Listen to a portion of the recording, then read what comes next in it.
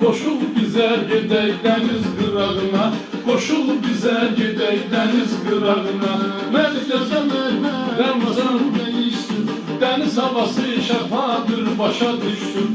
Çinməsə də heç olmasa gəzişsin, dəniz qumu dəysin onun ayağına, dəniz qumu dəysin onun ayağına. Düşmüsənsə keyf eləmək marağına, koşul bize gedək dəniz qırağına. Bir yerler var Azerbaycan'ın, sevgini yoxşuyur hər bir insanın.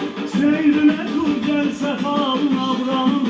Düş dənizlə çıx meşəsinə bulağına, düş dənizlə çıx meşəsinə bulağına. Düşmüsənsə keyf eləmək marağına, koşul bize gedək dəniz qırağına. Bədənimizə dəyəndə dənizin quzu, güneş eləyir dərimizi qıpqırmızı. Adam sudan çıxır yeyir qarpızı, kababdan da dadlı deyir damağına, kababdan da dadlı deyir damağına. Düşmüsənsə keyf eləmək marağına, koşul bize gedək dəniz qırağına.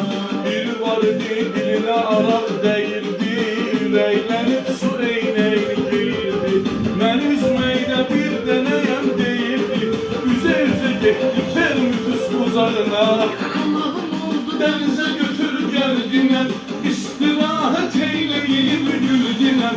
Hava karalınca orada dincerginen, bir başa oradan da nohar bağla, bir başa oradan da nohar bağla. Düşmüsənsə keyf eləmək marağına, koşul bize gedək dəniz qırağına. Gece bilesin